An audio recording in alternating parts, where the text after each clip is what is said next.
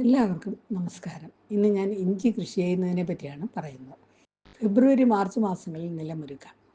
ഭാഗികമായി തണലുള്ള സ്ഥലങ്ങളും വെയിൽ കിട്ടുന്ന സ്ഥലങ്ങളും തിരഞ്ഞെടുക്കാം. ഫലപുഷ്ടിയും നീർവാഴ്ചയും ഉള്ള സ്ഥലം തിരഞ്ഞെടുക്കണം. മണ്ണിൽ കുമ്മായം ചേർത്ത് അമ്ലത്വം കുറയ്ക്കാം. സെന്റിന് 3-4 കിലോ കുമ്മായം നിർദ്ദേശിക്കുന്നുണ്ട്. മണ്ണ് പരിശോധന നടത്തിയത് നന്ന്. വേനൽ മഴ കിട്ടുമ്പോൾ ഏപ്രിൽ ആദ്യം വാരങ്ങൾ ഉണ്ടാക്കി നടാം. 3 അടി വീതിയും 1 അടി പൊക്കവുമുള്ള വാരങ്ങൾ തയ്യാറാക്കാം. 2 വാരം തമ്മിൽ 40 സെന്റിമീറ്റർ അകലം സൂക്ഷിക്കുക. 10 സെന്റിന് അടിവളമായി 800 കിലോ കാലിവളം ചേർക്കണം. അതോടൊപ്പം തന്നെ 80 കിലോ വേപ്പിൻ പിണ്ണാക്ക്, 40 കിലോ ചാരം, 160 കിലോ മണ്ണിര കമ്പോസ്റ്റ് ഇവയും നിർദ്ദേശിക്കുന്നുണ്ട്. കൂടുതലും ജൈവവളവും പച്ചിലവളവും കൊടുക്കാൻ ശ്രദ്ധിക്കുക.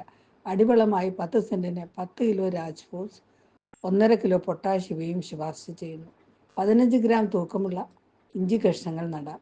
1 കിലോ ഇഞ്ചി വിത്ത് 50 ഗ്രാം സ്യൂഡോമോണസ് 1 ലിറ്റർ വെള്ളത്തിൽ കലക്കിയ ലായനിയിൽ മുക്കി 30 മിനിറ്റ് വെച്ച ശേഷം തണലത്ത് ഉണക്കിയ ശേഷം നടുക. പച്ചില കൊണ്ട് പുതയിടുക. 2 മാസം കഴിഞ്ഞ് 3 കിലോ യൂറിയ നൽകാം. 4 മാസത്തിന് ശേഷം വീണ്ടും 10 സെന്റിന് 3 കിലോ യൂറിയ, 1.5 കിലോ പൊട്ടാഷ് ഇവയും നൽകാവുന്നതാണ്. നട്ട ഉടനെയും 2 മാസം കഴിഞ്ഞും പുതയിടുവാൻ ശ്രദ്ധിക്കുക.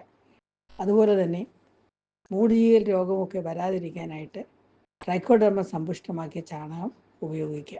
അതുപോലെ തന്നെ ഇലപ്പൊട്ട് രോഗത്തെയൊക്കെ നിയന്ത്രിക്കാനായിട്ട് സ്യൂഡോമോണസ് ലായനി തളിച്ചു കൊടുക്കുന്നത് നല്ലതാണ്. ഏതാണ്ട് 50 ഗ്രാം സ്യൂഡോമോണസ് 1 ലിറ്റർ വെള്ളത്തിൽ എന്ന തോതിൽ. ഇങ്ങനെയുള്ള കാര്യങ്ങളൊക്കെ മനസ്സിലാക്കിയാൽ ഇഞ്ചി കൃഷി കുറച്ചുകൂടെ ആദായകരമാകും.